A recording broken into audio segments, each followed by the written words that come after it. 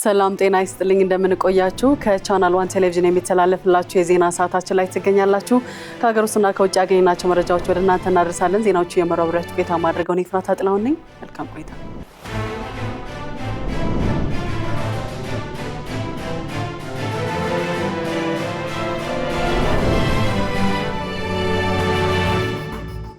የበጎ ፈቃድ ነፃ የሕክምና አገልግሎት የጤና አገልግሎትን ለሁሉም ማህበረሰብ ይበልጥ ተደራሽ በማድረግ ብቁና ጤናማ ዜጋ ለመፍጠር ትልቅ አስተዋጽኦ እንዳለው የጤና ሚኒስትር ዶክተር መቅደስ ዳባ ገለጹ።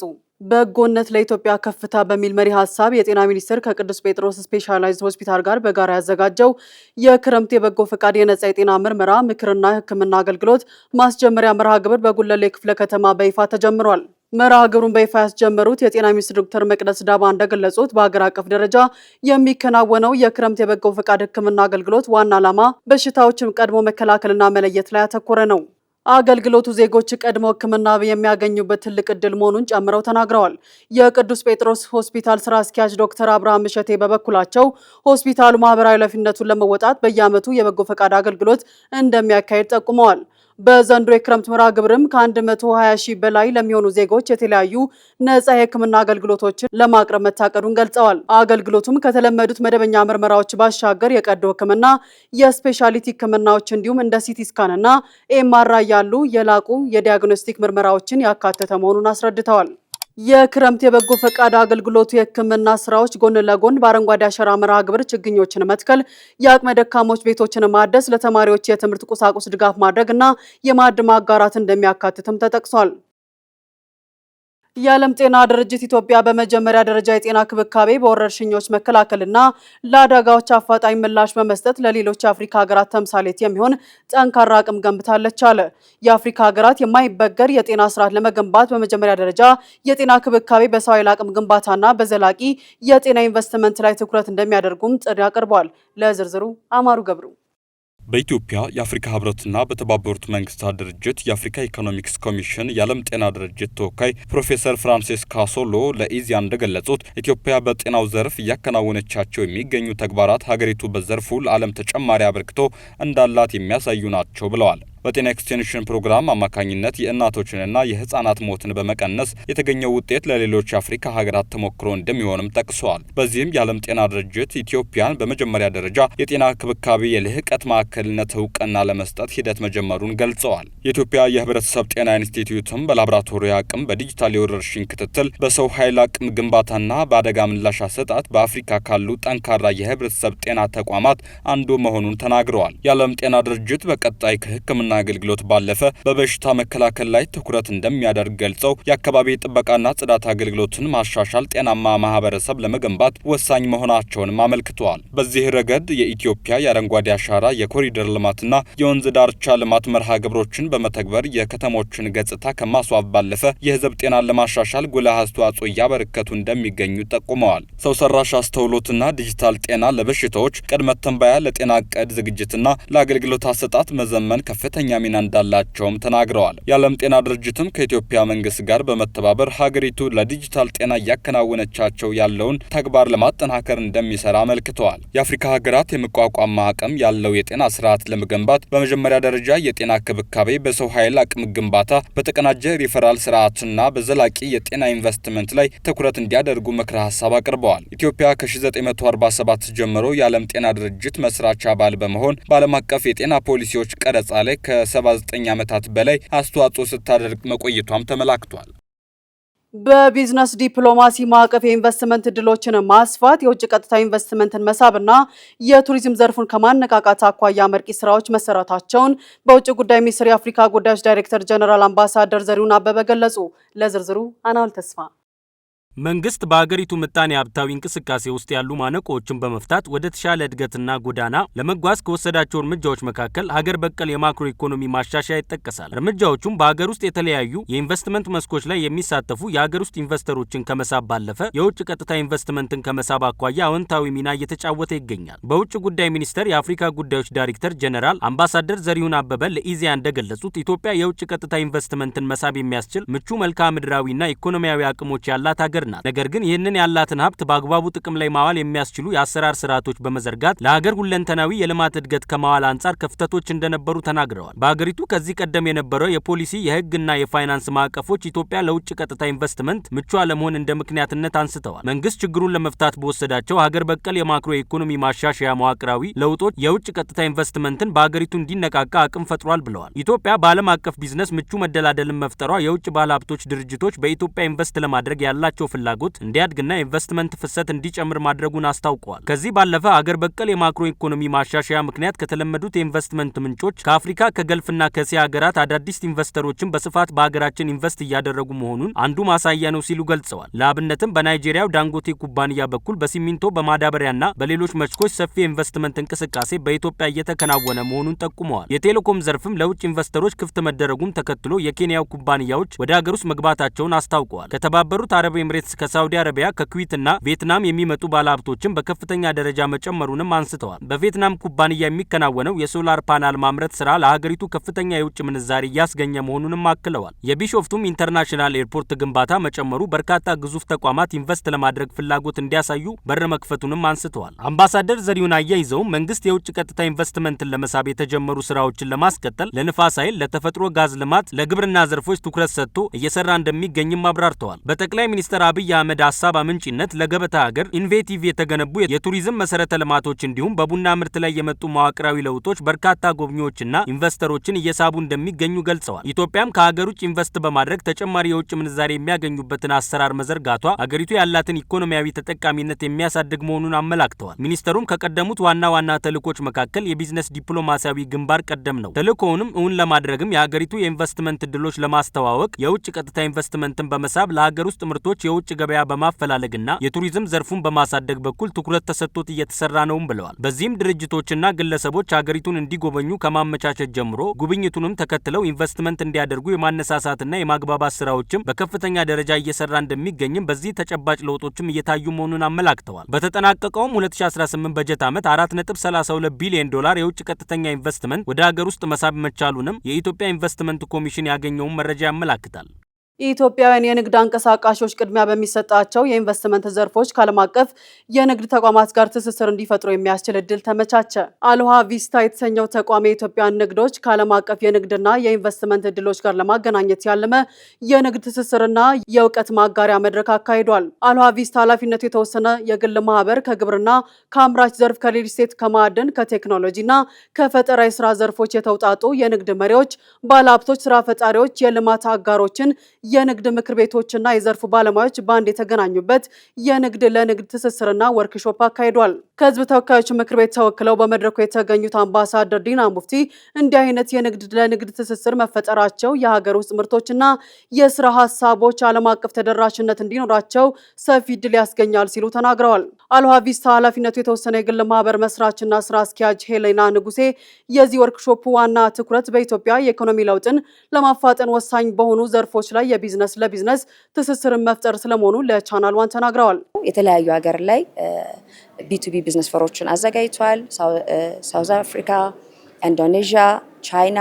አሁን በደንብ ፎከስ አድርገን የኢትዮጵያ ኢንቨስተሮች በአምስቱ ሴክተር ላይ ፓርቲሲፔት እንዲያደርጉ አግሪካልቸር፣ ማኒፋክቸር፣ ሪል ስቴት፣ ማይኒንግ በዛ ፎከስ አድርገን እየሰራን ያለ ነው። ከእውቀት ልውውጥ ባሻገር ወደ ተጨባጭ የንግድ ዕድል የኢንቨስትመንት ትስስርና የረጅም ጊዜ ትብብር እንዲሸጋገሩ ማስቻሉን አንስተዋል። በንግድ ለንግድ ትስስር ክፍለ ጊዜ ተሳታፊዎች በቀጥታ በመገናኘት የንግድ ዕድሎችን የመለዋወጥ፣ የኢንቨስትመንት አቅሞችን የመመርመር፣ አዳዲስ የንግድ ግንኙነቶችን የመመስረት ብሎም ለወደፊት የሚያገለግሉ ስልታዊ ሽርክናዎችን መሰረት የመጣል ተግባራትን አከናውነዋል። ዘገባው የባልደረባችን ያልፋል አሻገር ነው።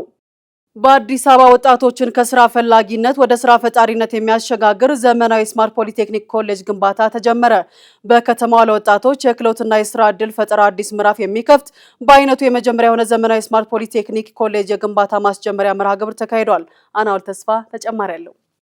በከተማ አስተዳደሩና ከሰዎች ለሰዎች የበጎ አድራጎት ድርጅት በጋራ የሚገነባው ይህ ማዕከል ወጣቶች በንድፈ ሐሳብና በምስክር ወረቀት ብቻ ከመገደብ ይልቅ በፈጠራና በተግባር ክህሎት የበለጸጉ እንዲሆኑ ለማስቻል ያለመ ነው። ማዕከሉ በኢንዱስትሪ የሚፈልጉትን ማኒፋክቸሪንግ፣ አውቶሞቲቭ፣ ኤሌክትሮኒክስ፣ ኮሚኒኬሽን እና ቴክስታይል ዘርፎችን ያካተተ ተግባር ተኮር ስልጠናዎችን ይሰጣል። ይህም ወጣቶች ስራ ጠባቂ ከመሆን ወደ ስራ ፈጣሪነት እንዲሸጋገሩና በራስ የመተማመን አቅማቸውን በማሳደግ አዲስ ሐሳብ የሚያፈልቁ አእምሯቸውን ለመቅረጽ ታስቦ የተዘጋጀ ነው። በግንባታ ማስጀመሪያው የከተማ ከንቲባ አዳነች አቤቤ እንደገለጹት አገርን ከድህነት ለማውጣትና ብልጽግናን ለማረጋገጥ በንድፈ ሐሳብ ብቻ የተገደበ ትምህርትን በቂ ባለመሆኑ ማዕከሉ የፈጠራና የተግባር ዕውቀትን ማዕከል ሆኖ ይገነባል። ከንቲባው አክለውም ወጣቶች ጊዜያቸውን በማህበራዊ ሚዲያ ላይ ከማባከን ይልቅ የተመቻቹና የልማት ዕድሎችን በአግባቡ በመጠቀም ራሳቸውንም ሆነ አገራቸውን እንዲጠቅሙ ጥሪ አቅርበዋል። ለፕሮጀክቱ መሳካት አስተዋጽኦ ላደረጉት የልማት አጋሩ ከሰዎች ለሰዎች ድርጅት ቦታውን ለለቀቁት አርሶ አደሮች ለአካባቢው ማህበረሰብ ምስጋና የቀረበ ሲሆን የፕሮጀክቱን ዘላቂነትም ለማረጋገጥ የቅንጅት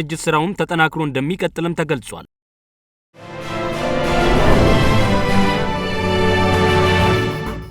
እየተከታተላችሁ የምትገኙት ከቻናል 1 ቴሌቪዥን የሚተላለፍላችሁ የዜና ሰዓታችን ነው። አሁን ደግሞ ከውጭ ወዳገናቸው መረጃዎች አልፋለሁ። ከተማሪዎች የትምህርት ቤት እረፍት ጊዜ ጋር ተያይዞ አላስፈላጊ የሰውነት ውፍረት መጨመር ለተለያዩ ስር የሰደዱ የጤና ችግሮች ዋነኛ መንስኤ የሆነ መምጣቱን የጤና ባለሙያዎች አስጠነቀቁ። ለዝርዝሩ አማሩ ገብሩ። በረፍት ወቅት ተማሪዎች ከአካላዊ እንቅስቃሴ መራቅ፣ ከልክ በላይ ስክሪን ማየት ማለትም ቴሌቪዥንና ስልክ መመልከት እንዲሁም የታሸጉ ምግቦችን ማዘውተር የውፍረት መጠን እንዲጨምር አድርጎታል። ይህም ወደፊት ለልብ ህመም፣ ለደም ግፊት፣ ለአይነት 2 የስኳር በሽታና ለተወሰኑ የካንሰር አይነቶች የመጋለጥ እድልን በከፍተኛ ደረጃ ይጨምራል። ታዲያ የጤና ባለሙያዎች በረፍት ወቅት መደረግ ያለባቸው መፍትሄዎችን አስቀምጠዋል። ተማሪዎች በረፍት ጊዜያቸው ስፖርታዊ እንቅስቃሴዎችን እንዲያደርጉ፣ ከቤት ውጭ እንዲጫወቱና በቀን ቢያንስ ለ30 ደቂቃ ያህል በእግር እንዲራመዱ ማድረግ፣ የስኳርና የቅባት መጠናቸው ከፍተኛ የሆኑ መክሰሶችን በመቀነስ የአትክልት ፍራፍሬና ፋይበር ያላቸውን ምግቦች መመገብ እንዲሁም የኤሌክትሮኒክስ መሳሪያዎች አጠቃቀምን በመቀነስ በቀን ውስጥ በቂ ውሃ እንዲጠጡና መደበኛ የእንቅልፍ ጊዜ እንዲኖራቸው ይመክራሉ። ወላጆች በእረፍት ወቅት የልጆቻቸውን የአኗኗር ዘይቤ በመከታተል አላስፈላጊ ውፍረትንና ተያያዥ የጤና እክሎችን መከላከል እንደሚገባቸው ተጠቁሟል። የልጆች የነገ ጤናማ ህይወት የሚወሰነው ዛሬ በምናንጻቸው የዕለት ተዕለት ልማዶች ነው። ስለሆነም ወላጆች በእረፍት ወቅት የልጆቻቸውን ውሎ በመከታተል መልካም የአኗኗር ዘይቤን በማስለመድ ልጆቻቸውን ካላስፈላጊ ውፍረትና ተያያዥ የጤና እክሎች ሊከላከሉም ይገባል። የፕሬዝዳንት ዶናልድ ትራምፕ አዲስ ታሪፍ 7 የአፍሪካ ሀገራትን ያካተተ ነው። የፕሬዝዳንት ዶናልድ ትራምፕ አስተዳደር በንግድ ፖሊሲው ላይ ባደረገው አዲስ ክለሳ ከዋና ዋና የንግድ አጋሮቹ በሚገቡ ምርቶች ላይ አዲስ የገቢ ንግድ ታሪፍ መጣሉን ይፋ አድርጓል። በዚህ አዲስ ውሳኔ መሰረት 12.5 በመቶ የታሪፍ ጭማሪ ከተጣለባቸው ሀገራት መካከል አልጄሪያ፣ አንጎላ፣ ግብጽ፣ ሊቢያ፣ ሞሮኮ፣ ናይጄሪያ እና ደቡብ አፍሪካ የተካተቱ ሲሆን እርምጃው አሜሪካ የዓለም አቀፍ የንግድ ማዕቀፏን ዳግም ለመቅረጽ የምታደርገው ጥረት አካል እንደሆነም ተገልጿል። የአዲስ አሰራር በተለይም የነዳጅ፣ የጨርቃጨርቅና የምግብ ምርቶችን ወደ አሜሪካ በሚልኩት በእነዚህ ሀገራት ላይ የኢኮኖሚ እንቅስቃሴ ከፍተኛ ጫና ይፈጥራል ተብሎ ይጠበቃል። ውሳኔው የአሜሪካን የሀገር ውስጥ አምራቾች ለመጠበቅና የንግድ ሚዛን እጥረትን ለመቀነስ ያለመ ነው ቢባልም በዓለም አቀፍ የንግድ ትስስርና ኤክስፖርት ላይ አዲስ ፈተና ደቅኗል። በየዓመቱ በሚሊዮን የሚቆጠሩ አዳዲስ አልባሳትና ጫማዎች የሚባክኑበትን አሰራር ለማስቆም የአውሮፓ ህብረት ትላልቅ ኩባንያዎች ያልተሸጡ ልብሶችን፣ ጫማዎችንና የፋሽን ቁሳቁሶችን ወደ ቆሻሻነት እንዳይቀይሩ የሚከለክል አዲስ የአካባቢ ጥበቃ ህግ በይፋ ስራ ላይ አዋለ። ለዝርዝሩ አማሩ ገብሩ። የአውሮፓ ህብረት በዘላቂ ምርቶች ኢኮዲዛይን ደንብ ስር ያወጣው አዲሱ መመሪያ በዚህ በተያዘው ሐምሌ ወር መተግበር የጀመረ ሲሆን ዋነኛ ዓላማውም በፋሽን ኢንዱስትሪው ሳቢያ በአካባቢ ላይ የሚደርሰውን ብክለት መቀነስና አላስፈላጊ ብክነትን ማስቀረት ነው። ይህ ህግ በአሁኑ ወቅት በትልልቅ ኩባንያዎች ላይ ተፈጻሚ መሆን የጀመረ ሲሆን መካከለኛ ደረጃ ላይ ያሉ የንግድ ተቋማት ደግሞ እስከ 2030 ድረስ ህጉን አክብረው እንዲሰሩ ጊዜ ተሰጥቷቸዋል። የአውሮፓ አካባቢ ጥበቃ ኤጀንሲ በወጣው መረጃ መሰረት ከዚህ ቀደም በአውሮፓ ውስጥ ሳይሸጡ የሚቀሩ ጨርቃጨርቆች ከ4 እስከ 9 በመቶ የሚሆኑት በድጋሚ ጥቅም ላይ ከመዋል ወይም ከመሸጥ ይልቅ ይወድሙና ይቃጠሉ ነበር። በዚህ የውድመት ሂደት ሳቢያ ወደ ከባቢ አየር የሚለቀቀው የበካይ ጋዝ መጠን የስዊድን አጠቃላይ ዓመታዊ የግሪን ሃውስ ጋዝ ልቀትን ያህል ከፍተኛ እንደነበር ተገልጿል። ይህንን ከፍተኛ ብክነት ለመቀነስ አዲሱ ህግ ኩባንያዎች ያልተሸጡ ምርቶቻቸውን ከማስወገድ ይልቅ አማራጭ መንገዶችን እንዲፈልጉ ያስገድዳቸዋል። በዚህም መሰረት የፋሽን ብራንዶች የተረፏቸውን አልባሳት በቅናሽ ዋጋ በድጋሚ መሸጥ፣ ለረድኤት ድርጅቶች መለገስ፣ መጠነኛ ጥገና አድርጎ ጥቅም ጥቅም ላይ መዋል ወይም ጥሬ ዕቃቸውን ለሌላ ምርት በድጋሚ ጥቅም ላይ መዋል ይጠበቅባቸዋል። ይህ የተደረገው የፖሊሲ ለውጥ ቀላል ቢመስልም የፋሽን ኢንዱስትሪው ካልተሸጡ ምርቶች ጋር ያለውን ግንኙነት ሙሉ በሙሉ የሚቀይር ነውም ተብሏል። አሰራሩ አምራቾች ፍላጎትና ስልተው በትክክል እንዲያመርቱ የሚያስገድድ ከመሆኑም በላይ የአውሮፓን የክብ ኢኮኖሚ ጉዞ በእጅጉ እንደሚያፋጥነው ባለሙያዎች ይገምታሉ። በስፔንና ፈረንሳይ በደረሰው ከባድ የሰደድ እሳት ከ220 ሺህ በላይ ሰዎች ከመኖሪያ ቤታቸው ለቀው እንዲወጡ ታዘዘ። ሰደድ እሳቱ በከፍተኛ ሙቀት፣ በደረቅ አየር ሁኔታና በኃይለኛ ንፋስ ምክንያት በፍጥነት እየተስፋፋ ነውም ተብሏል። በስፔን ማድሪድ አቅራቢያ የተነሳው የሰደድ እሳት ከ6000 ሄክታር በላይ የመሬት ስፋትን ማቃጠሉ የታወቀ ሲሆን እሳቱ በከፍተኛ ንፋስና በደረቅ የአየር ሁኔታ ምክንያት በፍጥነት እየተስፋፋ በመሆኑ የአካባቢው ባለስልጣናት ነዋሪዎችን ከአደጋ ቀጠናዎች በአስቸኳይ እንዲወጡ ትዕዛዝ ሰጥተዋል። የሰደድ እሳት ያስከተለው ከፍተኛ የጭስ መጠን በማድሪድ ሰማይ ላይ ሲናኝ እየተስተዋለ ሲሆን የአየር ሁኔታውን በእጅጉ ተበክሏል። የጤና ባለሙያዎችን በተለይም የአተነፋፈስ ችግር ያለባቸው ሰዎች፣ ህጻናትና አረጋውያን በቤታቸው ውስጥ እንዲቆዩም አሳስበዋል። በተመሳሳይ በፈረንሳይ በተለይ በደቡባዊ ክፍል በሚገኙ የደንና የቁጥቋጦ አካባቢዎች የሰደድ እሳቶች ተነስተዋል። በዚህም የእሳት አደጋ ተከላካዮች፣ የጦር ሰራዊት አባላትና የአየር ላይ እሳት ማጥፊያ አውሮፕላኖችን በስፋት ተሰማርተዋል። ይህንን ተከትሎ በሁለቱም ሀገራት ከ220 ሺህ በላይ ሰዎች በአስቸኳይ የማስወጣት ስራ ተጀምሯል። ከ40 ዲግሪ ሴልሲየስ በላይ የደረሰ ሙቀት በመመዝገቡ ከፍተኛ ነፋስ የእሳቱን አቅጣጫ በፍጥነት በመቀየሩ ብለውም የመኖሪያ ቤቶችና መንገዶች በአደጋ ላይ በመውደቃቸው ምክንያት ነዋሪዎች በአስቸኳይ ከአካባቢያቸው የማስወጣት እርምጃዎች ተወስደዋል። በደቡባዊ አውሮፓ ያለው ከፍተኛ ሙቀት በቀጣዮቹ ቀናት እንደሚቀጥል የሚጠበቅ መሆኑን ተከትሎ እሳቱ ወደ ሌሎች ክልሎች የመዛመት አደጋ ጋርጧል። የአውሮፓ ህብረት አባል ሀገራትም የእሳት ማጥፊያ አውሮፕላኖችንና የአደጋ ባለሙያዎችን በመላክ አደጋውን ለመግታት ትብብር እያደረጉ ይገኛሉ ሲል ቢቢሲ ጽፏል። ሁቲዎች በቀይ ባህር የሳውዲ መርከቦች ላይ ጥቃት መሰንዘራቸውን ተከትሎ ሳውዲ አረቢያ የአማጽያኑ ቁልፍ ይዞታ በሆነችው ሁደይዳ ላይ የአየር ድብደባ በመፈጸሟ በአካባቢው ያለው ውጥረት በአዲስ መልክ አገርሽቷል። ሳውዲ አረቢያ ጥቃቱን የፈጸመችው የወደብ ከተማ ሁደይዳ በሚገኝ የሁቲ ወታደራዊ ይዞታዎችና የቴሌኮሙኒኬሽን መሰረተ ልማቶች ላይ ነው። ለዝርዝሩ ሄሮዳህ ንጉሴ።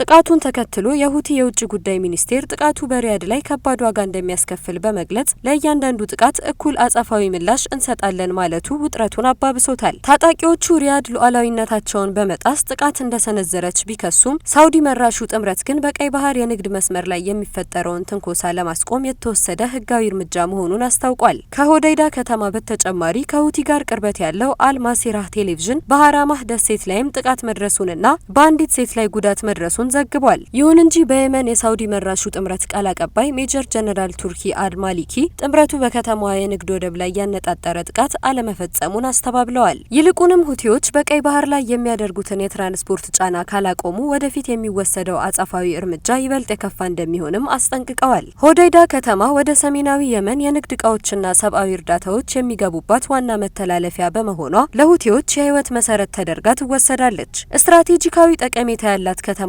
መመታቷ በክልሉ የጦርነት ስጋትን ዳግም የቀሰቀሰ ሲሆን ሁቲዎች ለዚሁ ጥቃት ምላሽ ለመስጠት በሳውዲ ደቡባዊ ግዛት በምትገኘው ጃዛን ከተማ ላይ የሚሳኤል ጥቃት መፈጸማቸውን አስታውቀዋል። ሳውዲ አረቢያ በበኩሏ በጃዛንና የአንቡ አካባቢዎች የሚገኙ ዜጎቿ ሊፈጠር ከሚችል አደጋ ራሳቸውን እንዲጠብቁና የመንግስትን የደህንነት መመሪያዎች በትክክል እንዲከተሉ አስቸኳይ ማስጠንቀቂያ አስተላልፋለች። የአካባቢው አስተዳደሮች ስለ ስጋቱ ዝርዝር መረጃ ባይሰጡም የሳውዲ የአየር መከላከያ ስርዓት ከአማጽያኑ የተተኮሱ የባሊስቲክ ሚሳኤሎችን ማክሸፍ መጀመሩን ገልጿል። ይህ በሳውዲና በሁቲ መካከል የተጀመረው ቀጥተኛ የአየርና የባህር ላይ ውጊያ በአሜሪካና በኢራን መካከል ባለው ሰፊ ክልላዊ ውጥረት ሳቢያ ይበልጥ እየተወሳሰበ መምጣቱን እንደ ዋሽንግተን ፖስትና አልጀዚራ ያሉ ታዋቂ ዓለም አቀፍ መገናኛ ብዙሃን በመዘገብ ላይ ይገኛሉ። የተባበሩት መንግስታት ድርጅት በበኩሉ ይህ አዲስ ግጭት አስከፊ ሰብአዊ ቀውስ እንዳያስከትል በመስጋት ወገኖች በአስቸኳይ ወደ ውይይት እንዲመለሱ ጥሪ አቅርቧል። ባህሬንና ኩዌት በታሪካቸው ለመጀመሪያ ጊዜ የጦር አውሮፕላኖቻቸውን ወደ ኢራን በመላክ ስትራቴጂካዊ በሆኑ ወታደራዊ ተቋማት ላይ የተቀናጀ ሚስጥራዊ የአየር ጥቃት መፈጸማቸውን ዓለም አቀፍ መገናኛ ብዙሃን ዘገቡ። አናውል ተስፋ ተጨማሪ አለው።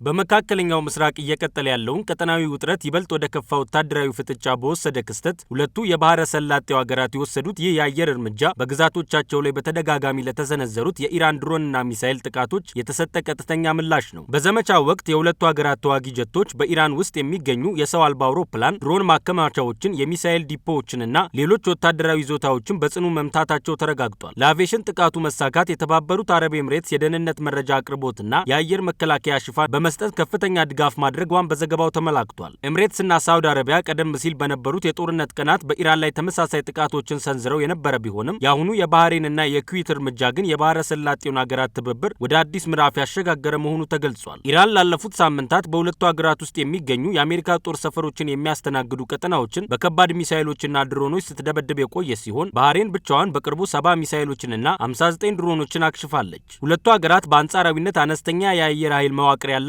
ቢሆንም የቴህራንን ጥቃቶች ያለ አንዳች ምላሽ በዝምታ ላለማለፍ በመወሰን ይህንን የአጸፋ እርምጃዎች ለመውሰድ መገደዳቸው ታውቋል። ይህ በእንዲህ እንዳለ ጥቃቱ መፈጸሙ ይፋ ከሆነ በኋላ በአሜሪካ የኩዌት አምባሳደር አልዛይን አልሳባ አገራቸው በኢራን ላይ በሚሰነዝሩት ማናቸውም ወታደራዊ ጥቃቶች ውስጥ እንዳልተሳተፈችና ግዛቷም ለጎረቤት ሀገር ጥቃት መክፈቻ እንዲሆን አልፈቀደችም በማለት መረጃዎችን አስተባብለዋል። ይሁን እንጂ የጂኦፖለቲካ ተንታኞች ክስተቱ የባህረ ሰላጤው ሀገራት ከዚህ ቀደም ይከተሉት ከነበረው መከላከያ ስትራቴጂ ወጥተው በቀጥታ ወደ ማጥቃት መሸጋገራቸውን የሚያሳይ በመሆኑ የቀጠናው የኃይል ሚዛን ሙሉ በሙሉ ሊቀይር እንደሚችልም በመገመት ላይ ናቸው። በአሜሪካና በኢራን መካከል ያለው ጦርነት ወደ ሆርሙዝ የባህር ወሽመጥና ቀይ ባህር እየሰፋ መምጣቱ እንደ ዋሽንግተን ፖስት፣ ዘጋርዲያንና አልጄዚራ ባሉ ታዋቂ ዓለም አቀፍ መገናኛ ብዙሃን በስፋት እየተዘገበ ይገኛል። በአሁኑ ወቅት የዓለም አቀፍ ማህበረሰብ ውጥረቱን ወደ ከፋ ቀጠናዊ የጦርነት ቀውስ እንዳያመራና የዓለምን የነዳጅ ንግድ መስመር አደጋ ላይ እንዳይጥል ከፍተኛ ስጋት ገብቶታል።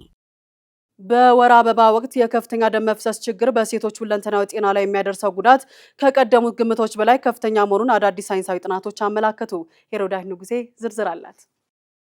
ለችግሩ በቂ የሕክምና ትኩረት አለመስጠት እንዲሁም ማህበራዊና ባህላዊ ተጽዕኖዎችም ሁኔታውን እንዳከበዱት ተገልጿል። በዓለም ዙሪያ በተደረጉ የህዝብ ጥናቶች መሰረት ከ10 እስከ 30 በመቶ የሚሆኑት ወጣት ሴቶች ከባድ የወር አበባ ደም መፍሰስ ያጋጥማቸዋል። ይህም ሌሎች የጤና ችግሮችን ሊያስከትል ይችላል። የቢቢሲ የሳይንስና የጤና ዘገባ እንደሚያሳየው ከፍተኛ የወር አበባ መፍሰስ በሴቶች የአካል የአእምሮና የማህበራዊ ህይወት ላይ የሚያሳድረው አሉታዊ ተጽዕኖ ቀደም ሲል ሲታሰብ ከነበረው በላይ በጣም ሰፊ ነው። ከፍተኛ የደም መፍሰስ በሰውነት ውስጥ ያለውን የብረት ማዕድን ስለሚቀንስ ለከፍተኛ ድካም፣ ራስ ምታት፣ ማዞርና የምግብ ፍላጎት መቀነስ መንስኤ ይሆናል። ብዙ ወጣት ሴቶችና ተማሪዎች በከባድ ህመምና በደም መፍሰስ ምክንያት ከትምህርት ገበታቸውና ከስራቸው ለመቅረት ይገደዳሉ። ይህም በትምህርት ውጤታቸውና በሙያ እድገታቸው ላይ ተጽዕኖ ያሳድራል። የህመሙ ስቃይና የደም መፍሰሱን የመደበቅ ሀሳብ ደግሞ ለጭንቀትና ለድብርት ያጋልጣል። ብዙ ሴቶች የችግሩን አሳሳቢነት ባለመገንዘባቸው ወይም ከማህበራዊ እፍረት የተነሳ ወደ ሕክምና ለመሄድ ለበርካታ ዓመታት ይዘገያሉ። የዘርፉ ባለሙያዎች እንደሚሉት የህክምና ተቋማትና ህብረተሰቡ ለዚህ ችግር የሚሰጡትን አመለካከት መቀየር ተገቢ ነው። በየአንድ ወይም 2 ሰዓቱ የንጽህና መጠበቂያዎችን መለወጥ የሚያስፈልግበት ሁኔታ ካለ ወይም ደም መፍሰሱ ከ7 ቀናት በላይ የሚቆይ ከሆነ የህክምና እርዳታ ማግኘት እንደሚገባም ተመላክቷል። ችግሩን ለመቅረፍ ቀዶ ህክምናን ጨምሮ የተለያዩ የሆርሞንና የህክምና መድኃኒቶች ያሉ ቢሆንም ስለ ሁኔታው በቂ ግንዛቤ አለመኖሩ አሳሳቢ ሆኗል። በመሆኑም አዳዲስ ሳይንሳዊ ምርምሮችና የማህበረሰብ ግንዛቤ ማስጨበጫ ስራዎች የሴቶችን ጤናና ህይወት ለማሻሻል ወሳኝ መሆናቸውን ዘገባው ያመለክታል። በካንሰር ህክምና ምክንያት ሙሉ ጸጉሯን ላጣችው እናቱ ዳግም በራስ መተማመኗን እንድታገኝ ለመርዳት አንድ አሜሪካዊ ወጣት ለ2 ዓመት ተኩል ያህል ጸጉሩን በማሳደግና ልዩ ዊግ በማሰራት ያደረገው ከፍተኛ መስዋዕትነት የሚደነቅ የቤተሰብ ፍቅር ማሳያ ሆኗል። ሄሮዳህ ንጉሴ ተጨማሪ አላት። ይህ ህክምና ጤናዋን የጠበቀላት ቢሆንም በሂደቱ ሳቢያ ግን ሙሉ ጸጉሯን በቋሚነት እንድታጣ አድርጓታል። ይህ ድንገተኛ ክስተት ደግሞ በራሷ ላይ በነበራት መተማመንና ስነ ልቦና ላይ ከባድ ተጽዕኖ አሳድሮባት ቆይቷል። የሜላኒ ልጅ የሆነው ማት ሻሃ በአንድ ወቅት እናቱን ለማጽናናት ጸጉሩን አሳድጎ ዊግ ሰው ሰራሽ ጸጉር እንደሚሰራላት በቀልድ መልክ ነግሯት ነበር። ይሁን እንጂ ማት ጉዳዩን በቀልድ ብቻ አልተወም። ይልቁንም እናቱን ወደ ቀድሞ ደስታዋ ለመመለስ ቃሉን ለመጠበቅ ቆራጥ ውሳኔ ላይ ደረሰ። ማት ይህንን ቃል ለመፈጸም ሲል ብቻ ለ2 ዓመት ከግማሽ በላይ ጸጉሩን ያለምንም መቆረጥ በጥንቃቄ አሳድጓል። ጸጉሩ 30 ሴንቲሜትር ርዝመት ሲደርስም ተቆርጦ ለእናቱ የሚሆን ዊግ እንዲሰራበት ለባለሙያዎች አሳልፎ ሰጥቷል። ይህ ወጣት የራሱን ጸጉር ከመስጠቱ በተጨማሪ ልክ እንደ እናቱ የቀድሞ ጸጉር አይነት ተደርጎ በጥንቃቄ የተሰራ ዊግ ለማዘዝ ከ2000 የአሜሪካ ዶላር በላይ ወጪ አድርጓል። ሜላን የተዘጋጀውን ዊግ ለመጀመሪያ ጊዜ ባደረገችበት ወቅት ለዘላለም ያጣችውን የቀድሞ ማንነቷን እንደገና በማየት በደስታ እንባ ተሞልታለች። ለማት ይህ የተቆረጠው ጸጉር ተራ ነገር ሊሆን ቢችልም ለእናቱ ግን ዳግም ጤንነቷና ሙሉነቷ እንዲሰማት ያደረገ በራስ መተማመኗን የመለሰላትና በገንዘብ የማይተመን ታላቅ የፍቅር ስጦታ ሆኖላታል። ይህ በልጅና በእናት መካከል የታየው ጥልቅ ትስስር በማህበራዊ ሚዲያ ላይ ከተጋራ በኋላ በዓለም ዙሪያ የብዙዎችን ቀልብ የሳበና ልብ የነካ ሆኗል። በርካታ አስተያየት ሰጪዎች የማትን ትዕግስትና ላቅ ያለ የፍቅር መግለጫ ያደነቁ ሲሆን ታሪኩ በሕክምና ምክንያት ተመሳሳይ ችግር ለገጠማቸው ህመምተኞች ትልቅ መጽናኛ እንደሚሆን ገልጸዋል። ይህ በእንዲህ እንዳለ የማት ተግባር በገንዘብ ሊገዙ የማይችሉ ታላላቅ ስጦታዎች ከልብ የመነጩና መስዋዕትነትን የሚጠይቁ መሆናቸውን በድጋሜ ያረጋገጠ ክስተት ሆኖ ተመዝግቧል። ታሪኩ የቤተሰብ ድጋፍና ፍቅር በአስቸጋሪ የሕክምና ጉዞ ውስጥ ያሉ ሰዎችን ሞራል ለመገንባትና ህይወትን ዳግም ለማደስ ምን ያክል ወሳኝ ሚና እንዳለው ትልቅ ትምህርት ያስተማረ ነው። ስትከታተሉ የቆያችሁት ከቻናል 1 ቴሌቪዥን የሚተላለፍላችሁ የዜና ሰዓታችንን ነበረ። ዜናዎችን እየመራሁ አብሬያችሁ ቆይታ ያደረኩት እኔ ፍራታ ጥላሁን ነበርኩኝ። ሌሎች የቻናል 1 ፕሮግራሞች ይቀጥላሉ። መልካም ጊዜ።